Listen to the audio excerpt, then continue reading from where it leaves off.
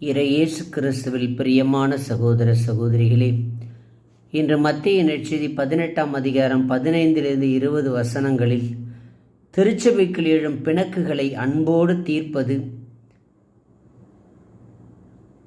தவறிழைத்தவர்களை திருத்துவது மற்றும் விசுவாச சமூகத்தின் ஐக்கியம் மற்றும் இறை அதிகாரத்தை பற்றி பேசுகிறது.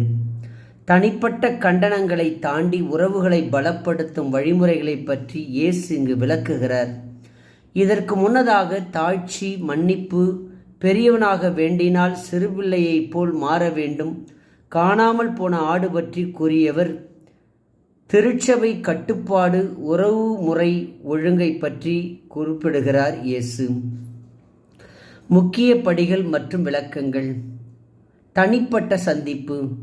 உனக்கு எதிராக ஒரு சகோதரன் தவறு செய்தால் அவனிடம் தனியாக சென்று தவற்றை புரியவை. அவன் கேட்கவில்லை என்றால் 2-3 ஆட்களை கூட்டிக் கொண்டு அவரிடம் எடுத்துச் சொல்.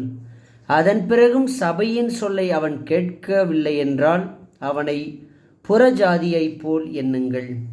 அதிகாரமும் ஜெபமும். பூமியில் கட்டுவது விண்ணிலும் கட்டப்படும் என்ற அதிகாரத்தை திருச்சபைக்கு தருகிறார் இயேசு. 2-3 பேர் நியாயமான, முறையான, நீதியான எண்ணத்தோடு எனது நாமத்தில் கூடுகிறார்களோ அவர்களுடன் நான் இருக்கிறேன் என்ற வாக்குறுதியை தருகிறார் இயேசு. தவறான எண்ணத்தில், தவறான சிந்தனையோடு, யாரையும் பழிவாங்கும் எண்ணத்தோடு செயல்படாதீர்கள். மாறாக பிறரன்பு கொண்டு யாரையும் திருத்த முயற்சி செய்ய வேண்டும் என்று கூறுகிறார் இயேசு. இயேசுவின் சிந்தனையோடு அவர் நாமத்தில் நாம் செய்யும் செயல்கள் பிறரன்பை வெளிப்படுத்தும். இயேசுவின் நாமத்தில் நாம் செய்யாத செயல்கள் நமக்கு தீமையை கொண்டு வந்து சேர்க்கும். காரணம், நமக்கு கொடுத்துள்ள அனைத்துமே இயேசுவால் கொடுக்கப்பட்டுள்ளது. அதை மனித சிந்தனையோடு பழிவாங்கும் நோக்கில் செயல்படுத்தினால் பாவம்தான் நம்மை வந்து சேர்ந்துவிடும். உலக உறவுகளை, சபையின் உறவுகளை பலப்படுத்தவே தாழ்ச்சி, மன்னிப்பு, ஏற்றுக்கொள்ளுதல் பற்றி இயேசு சபையில் கடைபிடிக்க வேண்டிய நெறிமுறைகளை தெளிவாக கூறியிருக்கிறார்.